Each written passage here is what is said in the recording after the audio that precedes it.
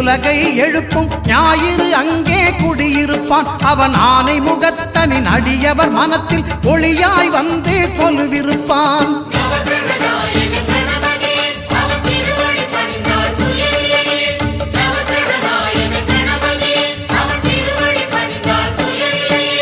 ஒன்பது கோளும் ஒன்றாய் காண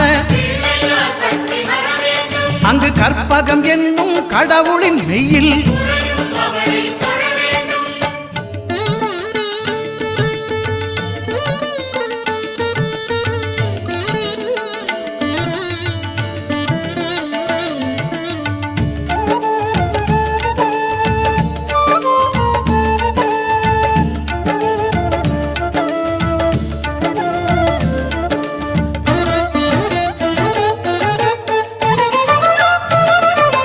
திங்கள் பகவான் திருமுகம் காண